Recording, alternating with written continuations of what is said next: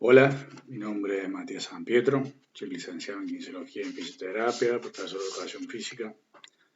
máster en Prevención y Readaptación Física Deportiva de Lesiones. Me desempeño como kinesiólogo ya hace más de 18 años del plantel profesional del Club Atlético Verano de Córdoba en fútbol.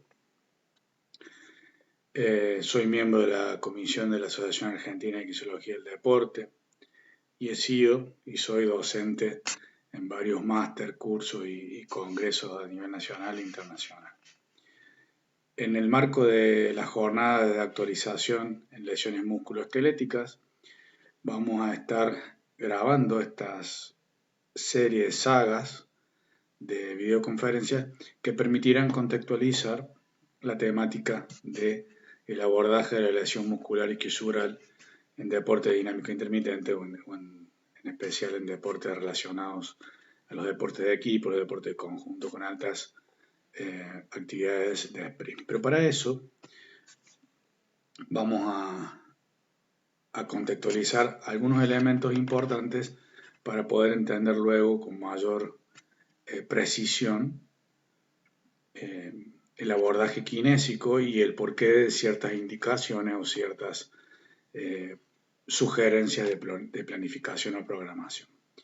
Entonces, en esta de las primeras 3 conferencias vamos a hablar de ciencia básica muscular, biología de la lesión muscular y la curación y algunos aspectos determinantes de los efectos de la aplicación de ejercicio en el sistema muscular. Siempre partiendo de recordarles que las ciencias básicas como la fisiología y la anatomía resultan indispensables también a la hora de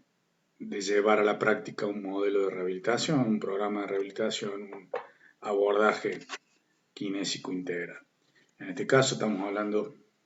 del músculo, cuya unidad anátomo-funcional, como ustedes recordarán, es el sarcómero. Dentro de esta unidad anatomofuncional más pequeña en la cual podemos dividir el músculo, el sarcómero está compuesto por proteínas de actina y miosina que dentro de su interrelación y de la teoría de la superposición de estos filamentos se traduce en contracción muscular o en acción muscular tanto isométrica, concéntrica como excéntrica. También es importante algunas otras proteínas de inicio y de determinantes en la función del sarcómero, como son la troponina, la tropimosina y sus vesículas de calcio. De todas maneras, esto es simplemente para empezar a contextualizar dónde estamos parados en esta presentación. Estas unidades anatomofuncional, que es el sarcómero, yendo de lo más chiquito a lo más grande, está sucesiva y paralelamente colocado con otros sarcómeros para terminar conformando una fibra muscular. Las fibras musculares a su vez se agrupan en fascículos y estos fascículos luego se agrupan en fascículos primarios más grandes que finalmente se terminan conformando la estructura muscular. También es importante destacar dentro de estos miofilamentos agrupados para conformar la fibra muscular, que es la célula del músculo, como ustedes ven en esta imagen, la importancia del retículo sarcoplasmático. El retículo sarcoplasmático es aquel que permite la conexión entre la membrana celular y el interior de cada sarcómero, cada miofilamento. De manera que cuando la despolarización de la membrana por acción neuromuscular en la placa motora llega al músculo, esto se traduzca en una acción muscular que puede ser isométrica, concéntrica o excéntrica. En este sentido, todos los elementos, tanto los elementos constituyentes y de soporte de la fibra muscular como los miofilamentos propiamente dichos son importantes en la función del músculo sano y también van a ser importantes en la reparación y regeneración del músculo lesionado, de las fibras musculares lesionadas, que es el tema que nos aboca en estas jornadas. También otro aspecto importante dentro de estas generalidades que estamos hablando en biología muscular es la presencia en el tejido muscular de una gran cantidad de núcleos, por un lado, y por otro lado, en la fibra muscular, de una gran cantidad de células satélites o células embrionarias que están en la periferia de la membrana de la célula muscular, en una capa por debajo de la membrana basal, que las coloca en situación luego de poder diferenciarse en tejido muscular. De todas maneras, la gráfica que les muestro es simplemente la foto con microscopio electrónico de una parte de una fibra y la gran cantidad de núcleos por un lado y la gran cantidad de células satélites por el otro, presentes en solamente esta fracción de una fibra muscular, lo que muestra o grafica la gran capacidad de transformar la energía mecánica que recibe el músculo en química muscular y en producción de nuevos aminoácidos, en el recambio de proteínas. Es decir, que el músculo es un tejido extremadamente dinámico desde la perspectiva fisiológica y biológica. Simplemente para graficar que es la carga mecánica, la carga, el ejercicio, la activación, el estímulo, lo que termina siendo la información más productiva para el remodelado muscular y la mejora no solo de la función del tejido muscular, sino también que esta función se traduzca en mejoras estructurales o en mejoras arquitectónicas. En ese sentido, todos estos elementos están contenidos y están soportados, dándole forma, todos estos contenidos de sustancia terminan configurando el tejido muscular y terminan configurando la forma arquitectónica de este músculo, fascículos y distintos tipos de orientaciones musculares que van a terminar siendo el isquiosural, que es el músculo que en realidad nos vamos a abocar, gracias a la participación del tejido conectivo, gracias al elemento en red de contención del tejido conectivo. Tanto el perimicio, el endomicio como el epimicio determinan, o las fascias finales con los tendones, determinan la red de contención de los fascículos musculares y de las fibras musculares dentro de estos fascículos. Por ende, también es muy importante no olvidarnos de la capacidades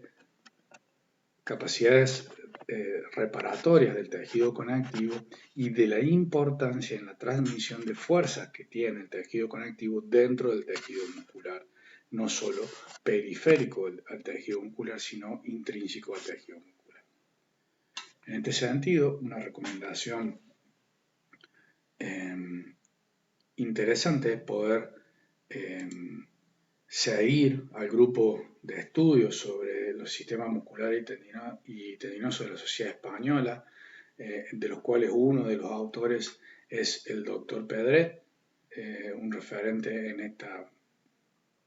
esta temática, que muestra la distribución, si se quiere, de manera gráfica del tejido conectivo dentro del tejido muscular o siendo parte del tejido muscular, en donde la estructura tendinosa, el tendón y el paratendón, así también como las láminas más finas de tejido conectivo como el epimicio y las fascias periféricas se introducen de manera de continuidad dentro del tejido muscular en las distintas fascículos musculares. Y es esta continuidad de tejido conectivo dentro del tejido muscular que permite las uniones y las transferencias de fuerza de la actividad muscular contráctil producida en la unidad anatomofuncional muscular, que es el sarcómero, transmitida hacia la fibra y a su vez transmitida a los fascículos, es la conexión y la interacción de los fascículos del tejido conectivo dentro del músculo, lo que permite que la actividad mecánica producida por la fibra muscular se transforma en movimiento luego en las palancas óseas y en la acción muscular externa, lo que vemos del movimiento. Esto que nosotros vemos del movimiento, que si bien sabemos en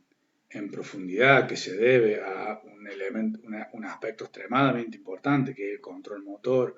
y el sistema nervioso, es en realidad el sistema neuromuscular y la interconexión de todos estos elementos lo que permiten las acciones deportivas, pero el movimiento en general y por ende también las acciones deportivas. Esto nos lleva finalmente a poder localizar de manera más gráfica y entender un poco mejor cuando hablamos de ciertas localizaciones de la lesión muscular. La lesión muscular, y en especial la lesión muscular isquiotibial, se produce fundamentalmente en las uniones miotendinosas o mioconectivas, básicamente en las zonas de transición de estos fascículos musculares y el tejido conectivo que lo componen, que lo contiene, hacia las estructuras más densas de tejido conectivo, como pueden ser la fascia y el tendón muscular con sus porciones intramusculares o extramuscular o tendón libre. Básicamente esto nos permite ser un poco más precisos en la definición de la localización de la lesión muscular. Tenemos entonces, teniendo en cuenta la gran cantidad de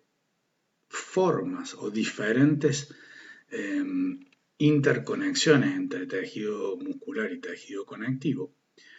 las uniones mioconectivas diferenciadas en uniones miotendinosas puras y uniones miofasciales. Las uniones miotendinosas hacen referencia a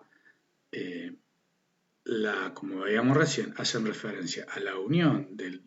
perimicio que contiene a los fascículos musculares en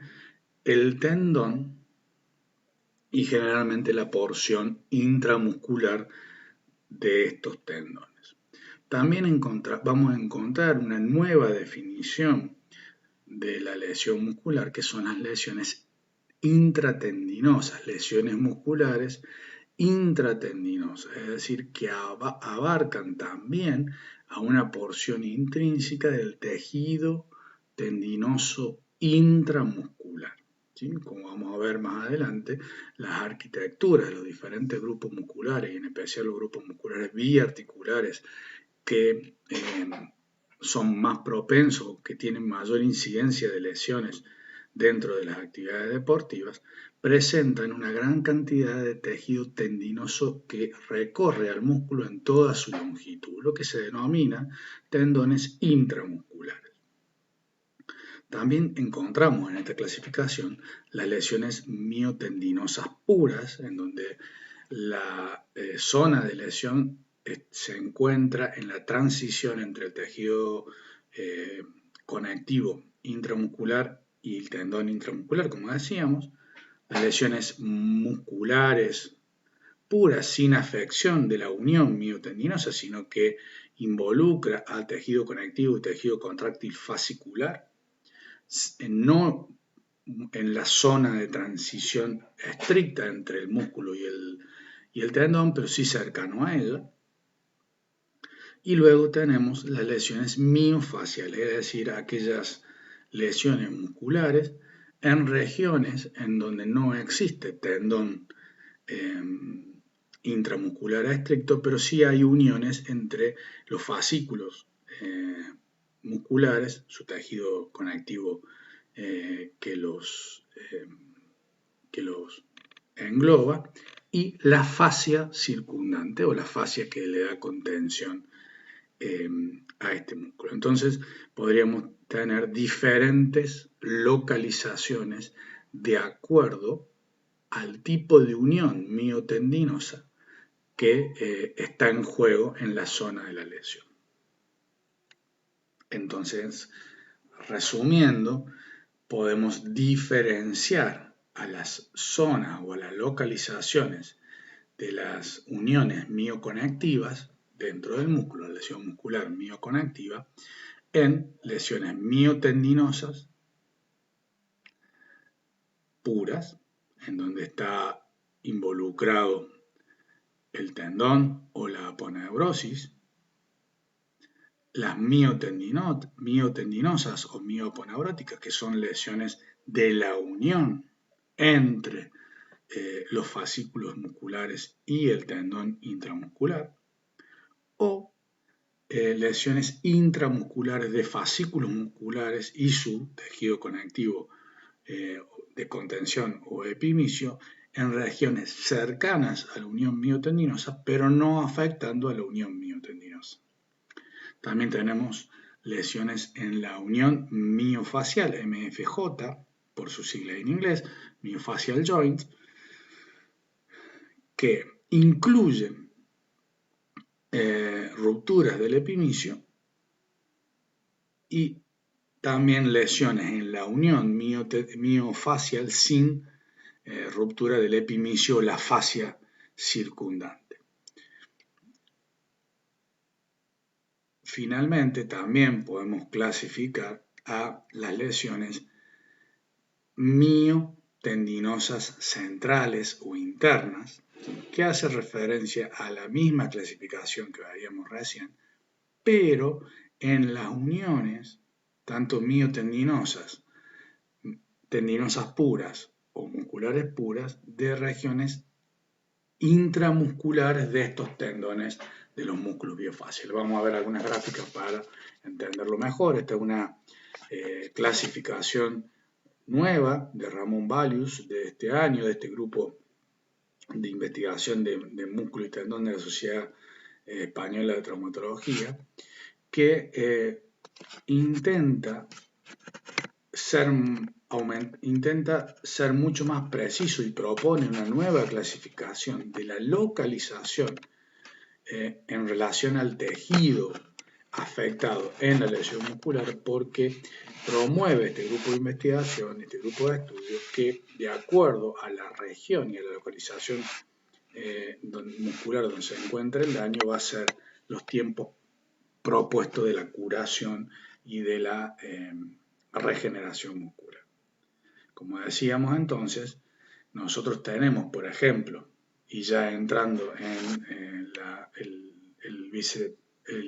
isquiosural, tenemos como grupo con mayor afectación de lesiones musculares dentro de los isquiosurales al bíceps femoral, la porción larga del bíceps femoral. Y este grupo muscular tiene una arquitectura determinada, que tiene un tendón proximal libre, tiene un gran tendón, una gran prolongación intramuscular del tendón proximal, y de la misma forma el tendón distal con una gran prolongación intramuscular del tendón distal, casi que superponiéndose en distintas alturas, así también como muchas uniones miofaciales a continuación. Por ende, las lesiones musculotendinosas entonces pueden estar en la unión miotendinosa, en la unión miotendinosa intramuscular, sea de tendón intramuscular puro o sea de la unión propiamente dicha, miotendinosa, o de regiones fasciculares y músculos cerca a la región miotendinosa, y pueden ser miofaciales, de la misma manera con ruptura de la fascia y del epimicio, o sin ruptura de la fascia o el epimicio. Entonces es importante entender cuáles son las estructuras, tanto de tejido conectivo como la cantidad de tejido contráctil afectado en la lesión, para poder realizar algún tipo de pronóstico según estos autores que vamos a profundizar en las próximas grabaciones o la próxima saga de conferencias, y también finalmente en nuestro encuentro de las jornadas. También es interesante resumir, contextualizar e introducirlos a que luego sigan profundizando de la misma manera que mencionaba los temas anteriores, como un repaso de la anatomía y de la fisiología del músculo estriado, ¿sí? Volver a las bases, a las ciencias básicas, repasar esta nueva clasificación de la localización muscular, que tiene una directa relación, valga la redundancia, con la organización y la anatomía de tanto del tejido conectivo como del tejido contráctil dentro del sistema muscular. También es importante repasar a grandes rasgos qué hay de nuevo en la actualización de las curaciones, del mecanismo de curación del tejido muscular.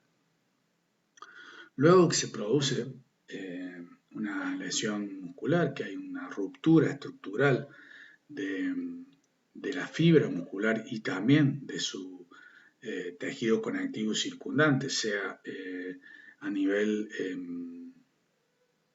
del tejido de la membrana celular, como del tejido del tejido miofacial y el endomicio, no me salió la palabra, y el endomicio, comienza este proceso de reparación, regeneración muscular, guiado por ciertos elementos muy importantes de la biología molecular, que veíamos también un poco de manera muy introductoria en las diapositivas anteriores. Luego de que se produce entonces esta ruptura o en la fibra muscular o cercanas, o estas fibras musculares cercanas a la unión miotendinosa o en la misma unión miotendinosa, las células satélites, estas células que nosotros veíamos en la primera diapositiva, que están inactivas, que son células embrionarias de tejido muscular inactivas colocadas en la periferia de la membrana celular, empiezan a proliferar y a migrar hacia la zona de la ruptura. Esto también es mediado por ciertos elementos químicos, factores de crecimiento y factores de vehiculización, no solo producidos, sino también generados por una célula muy importante en todo este proceso, que son los macrófagos. Los macrófagos, dentro del proceso de curación muscular, tienen elementos muy determinantes, tanto antiinflamatorios como proinflamatorios en una primera instancia, antiinflamatorios en una segunda instancia y proregenerativos en el proceso de curación muscular. Básicamente, la migración y la llegada de los macrófagos a la zona de la lesión, así como su transformación en macrófagos antiinflamatorios, generan una normalidad en este proceso de curación y permiten una fluidez en el proceso de curación hacia lo más importante que nosotros debemos buscar, que es la regeneración, es decir, la capacidad que tiene el tejido muscular de cicatrizar, de curar con tejido de la misma características biológicas y mecánicas que el tejido lesionado, ¿sí? Entonces, eso se denomina el proceso de reparación, que está determinado por estas células satélites que, gracias a la actividad y función de los macrófagos migran hacia la zona de la lesión, empiezan a fusionarse, a acomodarse,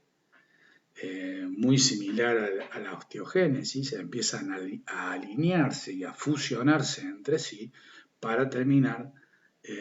generando miotúbulos. Estos miotúbulos luego se irán fusionando con otros, en paralelo con otros miotúbulos, y van a llegar a los puntos de unión de estos cabos fracturarios, de esta zona de lesión, para terminar de unirse y de configurarse o reconfigurarse nuevamente en una nueva fibra muscular, pero no lo hace ya en este caso uniendo miotúbulos de forma directa, sino que ahí sí entra en juego la remodelación, proliferación, producción y remodelación de tejido conectivo que finalmente une estos dos cabos fracturarios. Por lo tanto el proceso de reparación muscular a través de la diferenciación de células satélites, su proliferación, constitución en miotúbulos y nueva formación de fibras musculares, termina siendo finalmente unida por una capa de tejido conectivo. Por ende, tanto reparación como regeneración son elementos que compiten entre sí en la biología de la curación muscular. Como veíamos anteriormente, en un proceso natural y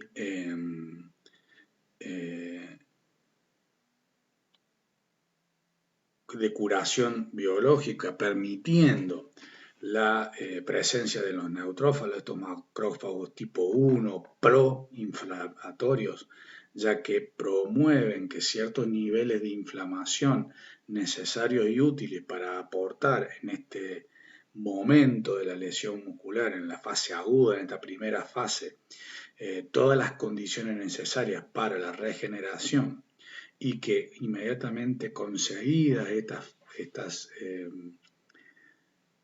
estas condiciones necesarias se transforman en macrófago tipo 2 para ser los mismos que limiten ahora sí la respuesta inflamatoria, la modulen y la disminuyan, promoviendo la liberación de factores de crecimiento y asegurando la diferenciación de las células satélites en miotúbulos y a su vez la unión de estos miotúbulos a través de tejido conectivo intrafibrilar y obviamente extrafibrilar también, para terminar generando la cicatrización global en caso de que sea una lesión miofacial, una lesión fascicular de un fascículo, y finalmente remodelándose nuevamente en una fibra muscular saludable, cicatrizada, con buenos niveles de función y buenos niveles de tolerancia mecánica en esta nueva cicatrización, puede verse alterado cuando esta inflamación se transforma en crónica. Esta inflamación crónica lo que promueve en realidad es una no diferenciación de estos macrófagos tipo 1 y macrófagos tipo 2, por ende una menor calidad del proceso de regeneración, una mayor promoción del proceso de reparación a través de la proliferación de fibras de colágeno y un exceso de colocación y producción de tejido conectivo en la zona de la lesión, terminando de constituirse en una fibra con una gran cantidad de tejido conectivo, con menor cantidad de tejido contráctil y con una región con clara diferenciación de tensiones mecánicas dentro del músculo lesionado. Básicamente, la promoción de un proceso de curación saludable por diferentes vías nos asegurará no solo una mejor cicatrización, sino también una mejor función y una mejor arquitectura. En este contexto, habiendo entendido y repasado la biología de la curación muscular, también es interesante conocer cuál es el efecto que tiene tanto el reposo o la inmovilización como ciertas actividades dentro del sistema muscular. Nosotros debemos tener en cuenta y debemos considerar que luego de una lesión muscular, si nosotros promovemos un periodo de inmovilización que se refiere a una disminución significativa de la tasa de activación que ese grupo muscular tenía previo a la lesión, mediante medidas excesivas de protección, reposo, incluso en algunos casos de inmovilización, las pérdidas de fuerza en el grupo muscular afectado son bruscas y grandes en los primeros días inmediatos posteriores a la lesión. Estas pérdidas de fuerza, que pueden deberse en una primera instancia a una inhibición de orden neuromuscular y una afectación de la placa motora o de la unión entre la fibra nerviosa y el tejido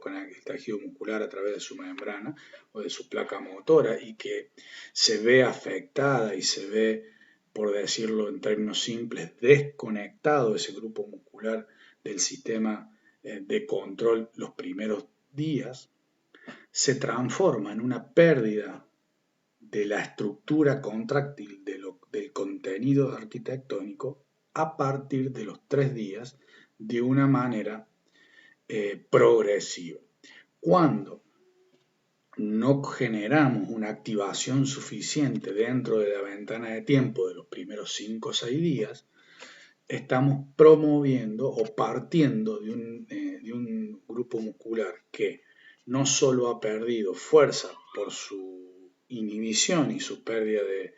de capacidad de contracción muscular, que puede deberse a fallas del sistema neuromuscular, tanto a nivel local, explicado por una pérdida de eficiencia de la placa motora, también a nivel periférico, explicado por una menor frecuencia de disparo del tejido conectivo, también por una inhibición de origen cortical. Es decir, que distintos elementos neuromusculares modulan y condicionan la respuesta natural en los primeros días, pero que si esta tendencia no se resuelve o no se empieza a reactivar luego de los 3 o 4 primeros días, empieza a introducirse una pérdida significativa del material contráctil muscular, no solo en la zona de la lesión muscular, sino en todo el grupo muscular implicado. Por eso es importante considerar que la lesión muscular y la zona de lesión muscular es solamente una región dentro de este músculo isquiotibial, vamos a tomar el ejemplo de este músculo isquiosural. Entonces, la inactividad de todo el grupo muscular lleva a una consecuente pérdida tanto de la fuerza muscular como del contenido contráctil y una degradación proteica que se profundiza a partir del día 5 y que puede llevar mucho tiempo luego restablecer o restituir. Ya se han planteado algunos trabajos y algunas sugerencias que muestran que la introducción rápida de activación muscular no solo promueve una mejor reparación y regeneración de la zona o la región muscular afectada, sino también que disminuye y amortigua significativamente las pérdidas de fuerza y la pérdida de contenido contráctil del músculo en los 14 y 21 días, teniendo alrededor de los 14 días post lesión los niveles basales o similares a los previos de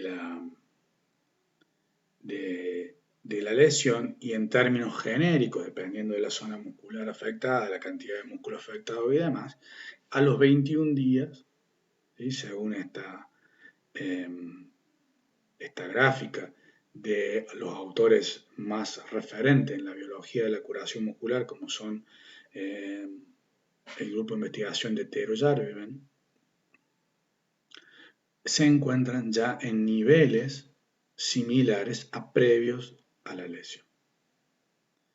Entonces, ¿qué genera la lesión muscular en todo el sistema muscular involucrado? Una inhibición muscular,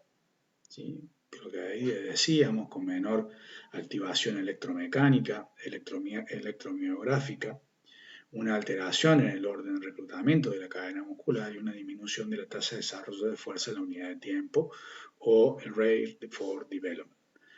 En estos elementos son constituyentes de la primera respuesta que tiene el sistema neural en relación a la lesión muscular, que es la inhibición muscular,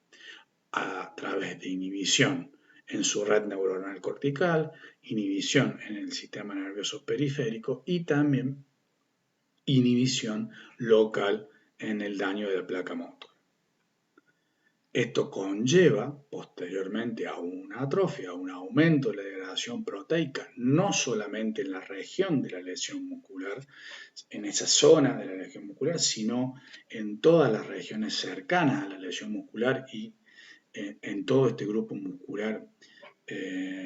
lesionado, una pérdida de contenido contráctil, una disminución de la sección transversal anatómica, una infiltración con adipocitos o infiltración grasa, y por ende una pérdida de la calidad y la cantidad de colágeno intramuscular también, y en las uniones miotendinosas, miofaciales, tanto en la unión miotendinosa estricta como en las uniones miotendinosas intramusculares o miofaciales intramusculares. Lo que lleva a una modificación de la arquitectura, una disminución del grosor, una disminución del ángulo de penetración y un acortamiento de la longitud del fascículo. Todos elementos que, de no resolverse, aumentarán el riesgo de reruptura o relesión. También estas modificaciones arquitectónicas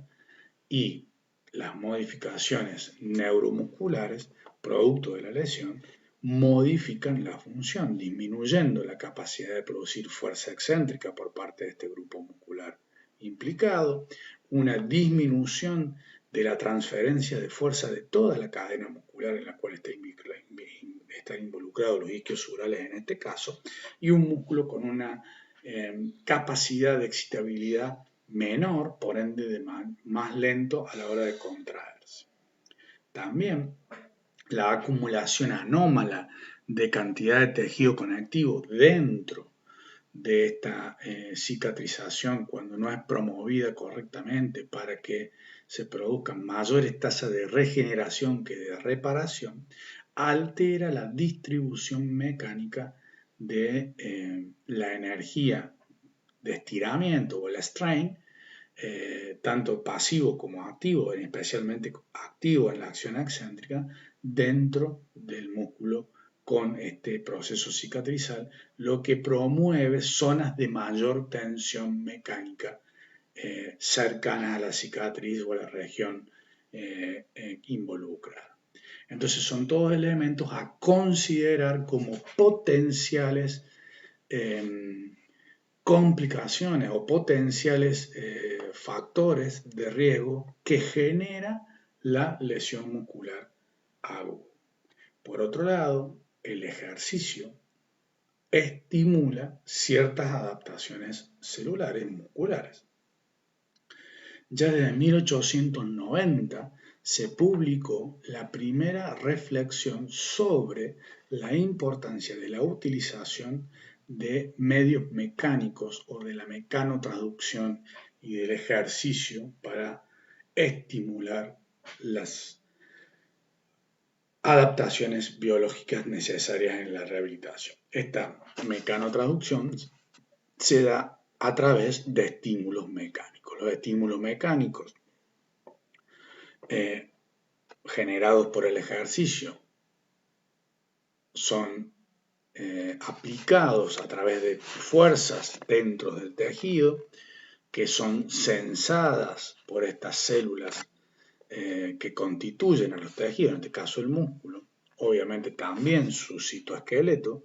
lo que promueven adaptaciones moleculares. En este caso promueven, por ejemplo, la síntesis proteica. Esta reconfiguración molecular producto del estímulo mecánico aumenta la producción extracelular de tejido constituyente del tejido del sistema o, por el contrario, promueve la degradación cuando el estímulo mecánico está por debajo de los umbrales de adaptación. También esta nueva constitución del tejido modifica la recepción del próximo estímulo mecánico. Es importante en este sentido la dirección y la intensidad o con qué dosificación se aplique el ejercicio porque va a promover diferentes tipos de adaptaciones. Lo que sí está claro que en la biología de la cicatrización muscular, la utilización de una rehabilitación dinámica a través del ejercicio promueve una mejor calidad en la cicatrización. Este trabajo del año 2007 del grupo de investigación también de este grupo de investigación de estudio del control de estudio del músculo y del tendón muestra cómo en 5 grupos de ratas a las cuales se les indujo una lesión muscular de origen intrínseco similar a las lesiones musculares típicas del deporte y a las cuales se las trató en 5 grupos diferentes, un grupo control sin ningún tipo de tratamiento, un grupo control con infiltraciones de solución salina, otro grupo con infiltración de plasma rico en plaqueta, un cuarto grupo con infiltración de plasma rico en plaqueta más ejercicio y un quinto grupo con solo ejercicio. Claramente el estudio buscaba valga la redundancia, buscaba estudiar los efectos y la efectividad de la aplicación del plasma rico en plaqueta, se encontraron con que la mejor respuesta, tanto en sección transversal anatómica miofibrilar, es decir, la constitución, la construcción, la producción de nuevo tejido contráctil, de fibras musculares contráctiles, como la densidad y la cantidad de tejido de colágeno cercano a la zona de la lesión era mucho menor, mucho menor el tejido conectivo y mucho mayor el tejido contráctil en el grupo de ejercicio. Básicamente, el grupo de ejercicio a la cual se rehabilitaba sin ningún tipo de agente de infiltración externa, pero con ejercicio constante aplicado desde fases tempranas, mayor desarrollo del tejido contráctil, mayor neoformación de tejido contráctil próximo a la zona de la lesión, como una menor densidad de tejido conectivo y una menor necesidad de tejido conectivo para llenar el gap, por lo tanto una fibrosis mucho menos densa, mucho más compleante, al grupo no tratado o al grupo control tratado con inmovilización, ¿sí? Y también significativamente mejor, tanto en mayor contenido contráctil de elementos celulares y menor cantidad de tejido conectivo en comparación con otro tipo de intervenciones como por ejemplo el plasma rico en plaqueta solo o el plasma rico en plaqueta con la aplicación de ejercicio. Por lo tanto, parece ser que es el ejercicio lo que mejor estimula las adaptaciones celulares que estamos tratando de promover durante la rehabilitación de la lesión muscular. Por lo tanto, el objetivo final de esta, entendiendo un poco la biología molecular en términos genéricos, luego de un breve periodo de reposo que permite iniciar el proceso cicatrizacional o el proceso de curación del tejido muscular, se debe, no creo que se pueda, sino que se debe comenzar con una carga mecánica controlada. Esta aplicación de una carga mecánica controlada estimula una mayor proliferación de células satélites, una mayor proliferación y organización de estos nuevos miotúbulos conformados por la adhesión de las células satélites en el lugar de la lesión y una mayor regeneración o una completa regeneración con mayor contenido de tejido contráctil y mayor contenido de tejido muscular funcional y una minimización de cantidad de tejido conectivo en la zona de la región, así como una disminución significativa de la atrofia general en todo el músculo, en todas las regiones sanas de este músculo involucrado con una pequeña o una región de lesión muscular. Por lo tanto, es muy importante la aplicación de ejercicio en la rehabilitación, fundamentado también en los procesos biológicos de curación. ¿Qué tipo de adaptaciones produce el ejercicio, aparte de estos beneficios normales explicados por los procesos de curación y de reparación? Los voy a dividir en dos grandes grupos de estímulos, los estímulos de resistencia y los estímulos de fuerza. Los estímulos de resistencia, que son todos aquellos estímulos que intentan mejorar la capacidad de trabajo, la resistencia a un estímulo constante o a la aparición de la fatiga, por eso se llama resistencia, porque es aquellos ejercicios que intentan disminuir la aparición de la fatiga o retardar la aparición de la fatiga, la capacidad de repetir esfuerzos, ¿sí? También conocido como estamina, permiten una adaptación más hacia el tejido de soporte del tejido muscular. Por un lado, una mayor eficiencia en el transporte de oxígeno y su intercambio tanto en el músculo implicado como en la región implicada. Un aumento de la capilarización o una neocapilarización en la región implicada, muy importante para todos los fenómenos de la curación biológica, de la reparación y la regeneración. Un aumento en el número y tamaño de las mitocondrias celulares, también determinantes en el aporte energético necesario para el proceso de reparación y regeneración, un mayor desarrollo del retículo sarcoplasmático, pero no hay hipertrofia o modificaciones morfológicas. No vamos a conseguir con un ejercicio solo de resistencia un estímulo adecuado para los elementos contráctiles, sí para todos los elementos de soporte dentro de la fibra, fascículo y músculo necesario para el correcto funcionamiento del tejido muscular, pero no de su elemento constituyente principal, que son las fibras conectivas. De todas maneras, saber que este tipo de estímulo de resistencia, que iremos profundizando en el transcurso de las jornadas, promueve las adaptaciones en todas las estructuras que le dan soporte al tejido muscular, mientras que los ejercicios asociados a carga mecánica, tensión mecánica específica dentro del músculo, los ejercicios de fuerza o de resistencia a diferentes elementos de fuerza,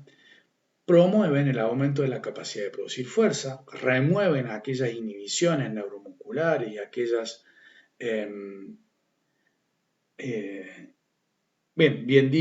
inhibiciones de todo el mecanismo neuromuscular a través de mejoras neurales y optimización de la activación, el drive,